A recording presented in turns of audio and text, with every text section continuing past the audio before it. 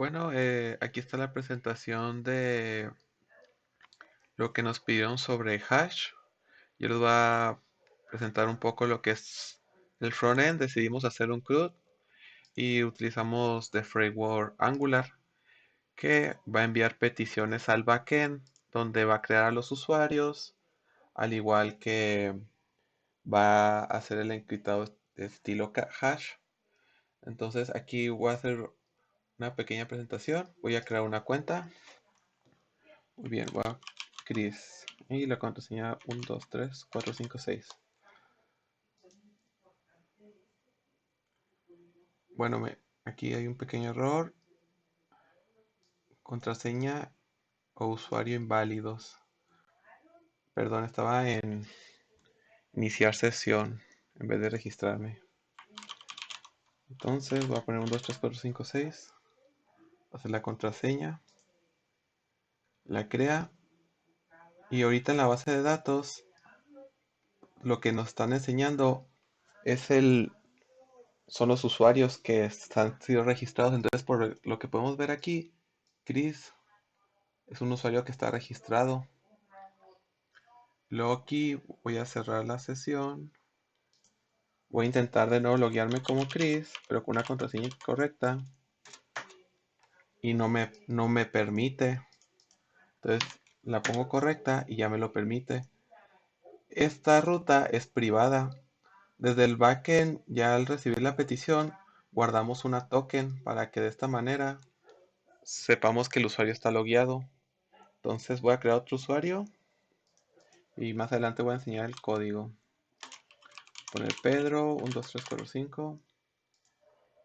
Bueno, me volví a equivocar, es registrar. Ok, 1, 2, 3, 4, 5. Ahora vamos a ver, aquí está Pedro, se agregó. También podemos eliminar usuarios, por ejemplo voy a eliminar a Juan Pérez.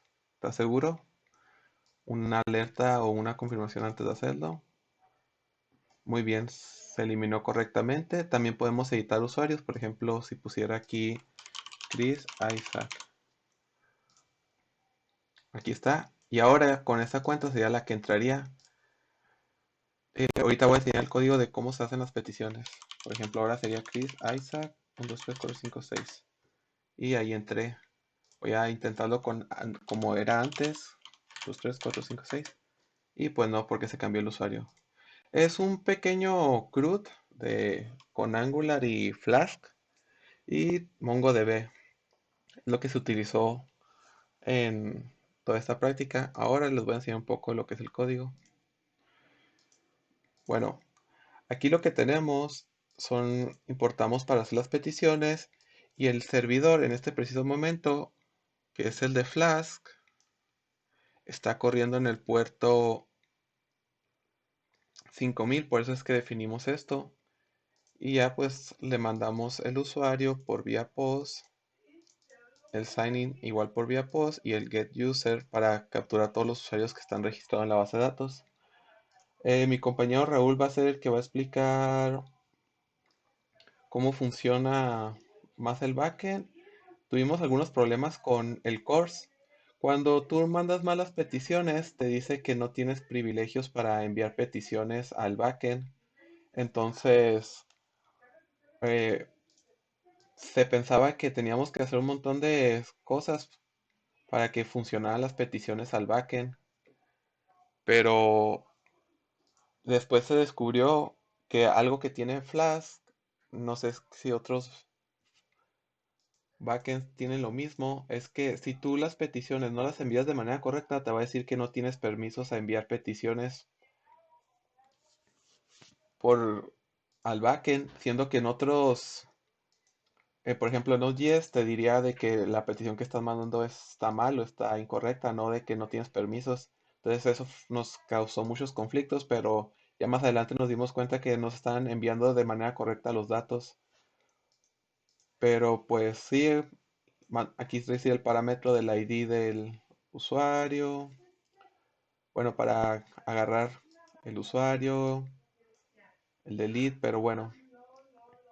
Esa sería parte de mi compañero. Voy a enseñar una última cosa, pero Bueno, el login, el sign out funciona. Decidimos hacerlo mejor con interfaz porque por consola se nos hizo demasiado sencillo, la verdad. Entonces le metimos un poco más de empeño a todo esto. Si nosotros quisiéramos entrar a Private Task, que es donde están todos los usuarios, no nos permiten, si se dan cuenta nos vuelven a reaccionar. ¿Por qué? Porque no estamos logueados y la token que tiene que tener no existe. Entonces, bueno, el inicio de sesión y el registrar usuarios, eliminar y editar funcionan perfectamente. Y pues tiene interceptor de token y tiene todo lo necesario. Entonces, esto sería todo de mi parte. Más adelante Raúl les va a explicar de qué manera fue que se creó el hash y un poco de cómo recibe como parámetro el ID del usuario, cómo lo cambia, los métodos que utilizamos, las verificaciones de cómo se verificó de que el usuario no fuera existente. Ah, esa es otra cosa. También tiene ese detalle que si el usuario ya existe, no debería permitirte crear uno nuevo porque ya existe uno en la base de datos. También tiene esas validaciones. Por ejemplo, si creo, dice que el usuario ya está tomado. Entonces, sí, sería nomás eso. Mm, sí, ya nomás van a estar todas las explicaciones más adelante. Documentado por Chris. Ok, compañeros, buenas noches o buenos días, depende de la hora que vean el video. Mi nombre es Raúl Herrera y yo me voy a encargar de explicar la parte de la aplicación, lo que es el backend, que es lo que consiste la aplicación de Flask. Bueno, primero que tenemos el archivo pp.py, que es básicamente donde está toda la base, nuestro proyecto, donde también se desplegó también una parte de frontend para poder consumir estas rutas. Bueno, primero, antes de correr la aplicación se definieron varias cosas. Por ejemplo, el archivo de dbconfig tiene la configuración de la base de datos, el cual tiene, si se dan cuenta, estas variables de aquí, que son el usuario de la base de datos, la contraseña, que es el clúster, en este caso es el MongoDB, y el nombre de la colección.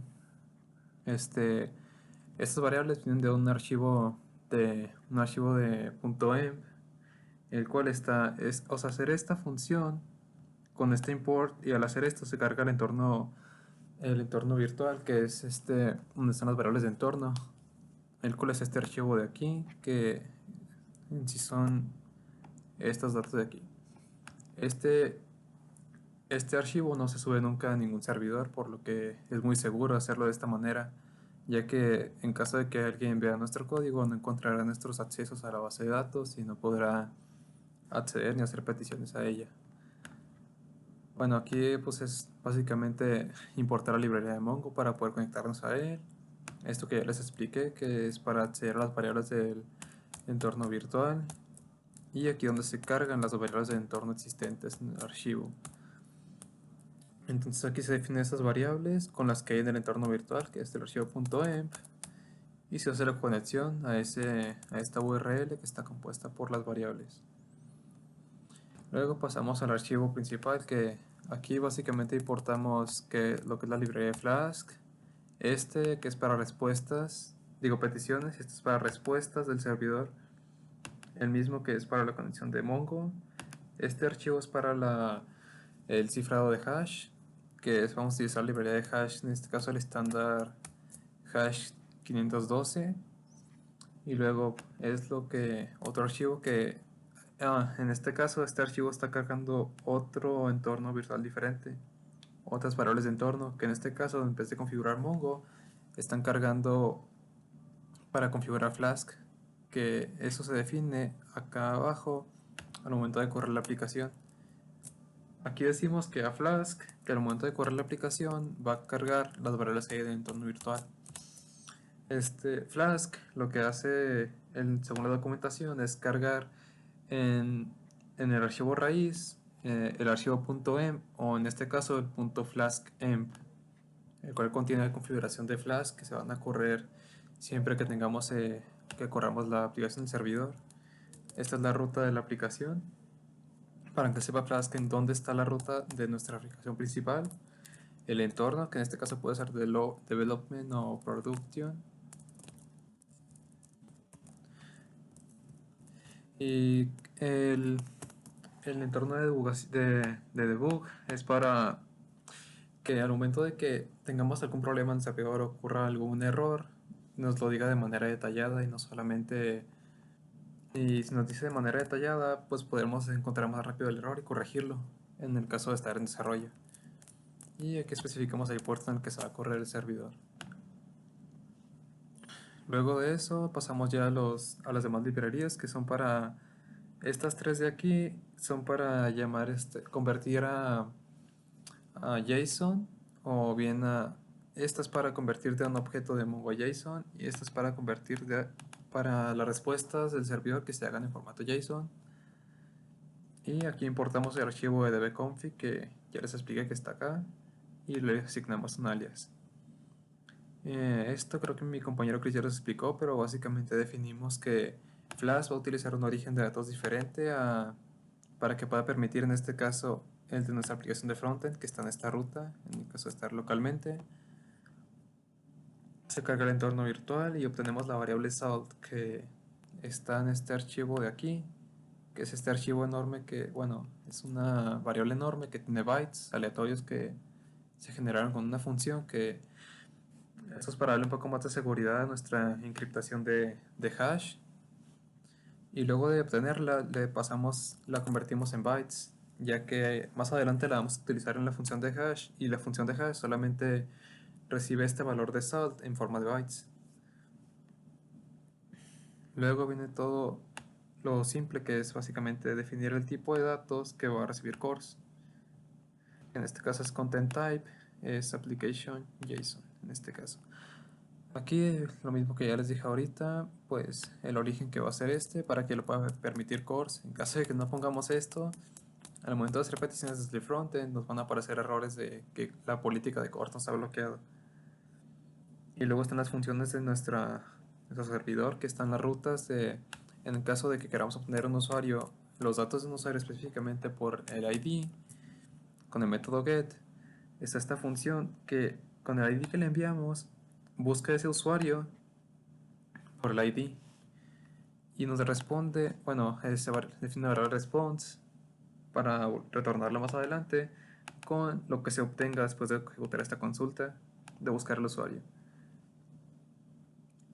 Luego sigue la función de eliminar, que es básicamente para eliminar usuarios a través del username. Esto fue así ya que el username es más sencillo de que un usuario entienda de que, quiero eliminar por el ID, pero si queremos eliminar por el ID, como es en este caso de esta consulta anterior, las ID de Mongo son un poco aleatorias y un poco complicadas de entender para una persona normal. Es más complicado entender algo así, que sería una ID de Mongo, a algo como un username, que sería Pedro. Así que fue por eso que se pensó que este parámetro fuera username y no password, y no el ID. Luego esta función utiliza el método delete y recibe el parámetro. Se elimina el usuario verificando por ese usuario. O sea, se elimina el dato de ese usuario a través del usuario que le enviamos. Y luego pues se define una variable response en formato JSON que le dice que el usuario, en este caso, si decimos por ejemplo Pedro, ha sido eliminado satisfactoriamente. Y luego sigue para actualizar usuarios, que igual recibe un parámetro que es el ID. Y en este caso tenemos más datos que el request.json, obtenemos lo que el usuario manda por JSON a través de un formulario o de una petición. Lo guardamos en esta variable. Luego hacemos una consulta que guardamos esta variable va a obtener un objeto JSON, un objeto de MongoDB. Al consultar en la base de datos si el usuario que necesitamos actualizar existe realmente en la base de datos. Es decir, la consulta se hace a través de este ID verificando que el ID en la base de datos sea igual al que le estamos enviando. Aquí especificamos Object ID porque Mongo, las consultas de Mongo requieren que se trabaje con objetos de Mongo, y lo que recibimos acá en el parámetro es un string únicamente. Entonces lo que hacemos ahí es convertirlo al objeto para que pueda ser entendible por Mongo. Luego decimos que si este objeto, en el caso de la consulta, digamos que este objeto nos trae un objeto que es no sé, y el username es Pedro y el password de Pedro. Ahí en este caso no sería nulo, y entonces se ejecuta todo esto de aquí. Pero en caso de que el usuario que estamos buscando por este ID no exista realmente en la base de datos, esta variable, el objeto, se queda nulo, o en este caso el valor es no. Y en caso de que sea no exista ningún valor el usuario en la base de datos, se, se define respuesta como que el usuario no coincide con ninguna cuenta, o sea que no fue encontrado, y no se ejecuta nada de esto. Bueno, en caso de que el usuario exista y esté definido por el usuario aquí, en ese caso se guarda a través del objeto de Mongo, de se ejecutó la consulta, se guarda en esta variable el nombre actual del usuario que tiene ahorita. Esta función únicamente es para actualizar el username, no podemos actualizar contraseña o ID. Aún no implementamos eso en este caso. Primero se ejecuta la consulta, que es update one, actualizamos por el ID y definimos que el username en la base de datos, el nuevo, va a ser este valor que nos dio el usuario a través de un formulario o a través de un botón. Y definimos la respuesta para indicar al usuario que el mensaje es el usuario, el nombre antiguo, digamos que se llama Pedro, ha sido actualizado a, no sé, Juan. Ahora diría el usuario Pedro ha sido actualizado a Juan, que es el nuevo dato que le llegó a Mongo. Y enviamos la respuesta. Luego seguimos con el get para todos los usuarios. Es decir, esto nos despliega una lista en formato JSON de lo que venga de esta consulta, de ejecutar el users.find, que lo que es traernos todos los datos que hay en la colección de usuarios, que ahorita les muestro más adelante. Y tenemos que especificar muy bien aquí qué tipo de dato enviamos. Así que tiene que ser en application/json. Siguiente sigue para el register o el sign up a través del método post, es para crear usuarios.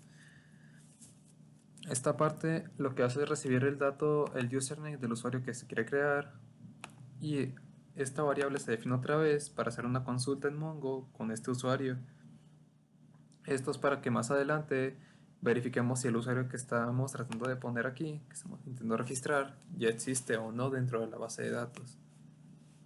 En caso de que el usuario sí exista, digo, que el usuario no exista en la base de datos, es decir, que el objeto sea known, entonces vamos a olvidar decir que aquí la contraseña que nos da el usuario la tenemos que convertir a bytes después de recibirla del JSON, ya que más adelante la vamos a utilizar en la función de hash y, como ya les expliqué, solamente se puede interpretar con bytes. Y luego decimos que en caso de que el usuario nos haya mandado un username y un password, es decir, estos dos valores, que no sea nulo ninguno de los dos, entonces definimos la variable hashedPassword por la función de hash, pasamos el password del usuario que nos dio aquí, el sol, que lo definimos más arriba al inicio, obtenidos del archivo, que viene siendo esto, y esto es la cantidad de iteraciones que va a hacer la función de hash al crear esa contraseña. Y esta pequeña función que es heads, esto lo que hace es convertirlo, pues aquí mismo lo dice, que lo convierte a string a partir de bytes. Es decir, si nosotros le quitamos esto, lo que vamos a obtener es un número o caracteres aleatorios muy difíciles de entender para una persona normal. Por lo que esto lo que nos devuelve es algo como siguen siendo números aleatorios, pero son un poco más entendibles que solamente como lo que les mostré ahorita. Después de ejecutar esa función, lo que nos devolvería sería como algo como esto, pero algo así muy largo. Ahorita voy a mostrarlo más adelante. Eh, Luego se hace, ya que verifica que no existe esa cuenta de usuario en la base de datos, entonces la inserta. Bueno, primero define una variable ID con lo que devuelva después de insertar el nombre de usuario la password, se guarda el hashed password, o sea, la contraseña que ya está cifrada a través de hash. Y se define una variable response que eh, obtiene como tres datos que son el ID, que es lo que regresa MongoDB, es el ID del usuario, que ya les mostré ahorita, que es un poco larga la ID que genera Mongo automáticamente. Y tenemos que convertirla a string, ya que si definimos un JSON, tiene que ser en formato string. Guardamos la variable username, que es tal cual nos las pasó el usuario, que es la que está acá. Y el password, que es hash password. Y pues enviamos la respuesta. En caso de que alguno de estos datos, es decir, que este if no se cumpla del todo, que alguno de estos datos sea o inválido o no sea o sea nulo tal cual, se manda a llamar esta función que es not found, que estamos diciendo al servidor. Esta función está más adelante. Le decimos a un servidor que es un recurso no encontrado. Mm, Y luego, en caso de que ese usuario ya exista, en caso de que esto no sea nulo, es decir, de que la consulta se haya ejecutado y el usuario que se quiere ingresar ya existe dentro de la base de datos, entonces enviamos este mensaje diciéndole que este usuario ya fue tomado, por favor intenta iniciar sesión o escoge otro usuario. Luego para el sign-in es un poco parecido a esto, que es básicamente obtenemos igual la respuesta del usuario a través de formulario en formato JSON. Hacemos la consulta a ver si existe realmente el usuario que intenta loguearse dentro del sistema de la base de datos. La contraseña que usa el usuario la convertimos en bytes con esta función. Y lo mismo, la hasheamos esa contraseña que nos da el usuario. Y después de hacer eso, verificamos que si exista un usuario dentro de la base de datos con este nombre. Es decir, que este objeto tenga algo y que la consulta haya sido satisfactoria. Y luego también verificamos que la contraseña encriptada, que es la que acabamos de crear aquí a través de esta contraseña que nos da el usuario, verificamos que esta sea igual a la que hay en la base de datos ya actualmente.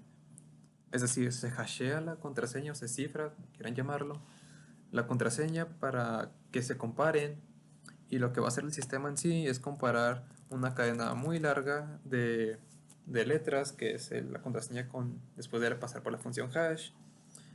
Digamos que esto está en la base de datos y el usuario ingresa algo como contraseña es admin 123.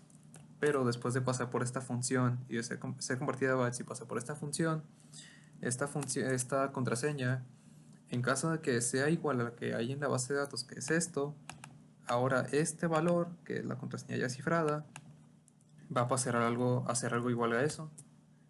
Y cuando esto define que sí son iguales estas dos contraseñas, entonces deja entrar al usuario enviándole una respuesta de que login satisfactorio, bienvenido, en cualquier caso Pedro o el nombre de usuario.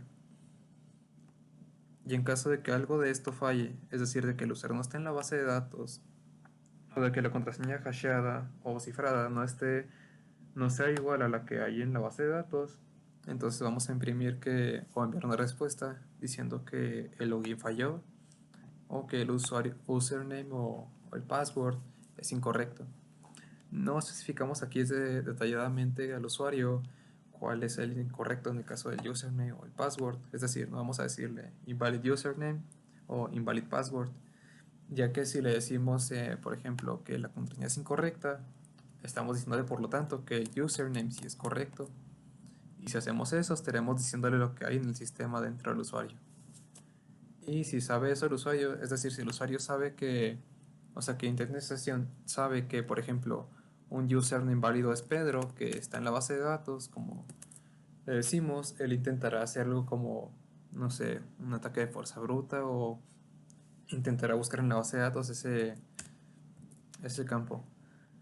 Y pues la función que les comentaba ahorita, que es se manda a llamar en caso de que, bueno, es una manera de manejar el código 404 del servidor, que lo que hace es definir el código 404 para que En el caso de esta API, en lugar de que nos digan estos 200 o 505, que es un error también, nos diga 404 y sepamos cuál fue la falla de que no haya sido satisfactoria la función o la petición, por así llamarla.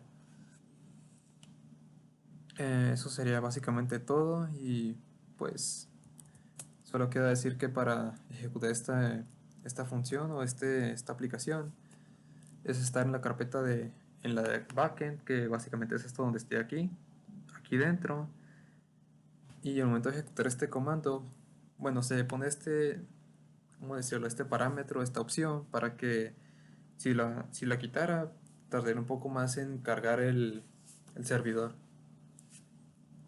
Y al ejecutar este comando se carga Flask entiende que debe de cargar el sistema con estos parámetros que le enviamos aquí y en este puerto. Digamos, vamos a ejecutarlo y digamos, después de hacer esto, ya que el servidor esté corriendo en la ruta, podríamos consumirla en el navegador. Bueno, solamente podríamos consumir en realidad una de ellas en el navegador, que sería esta de get users, ya que el navegador solamente hace peticiones get así directamente.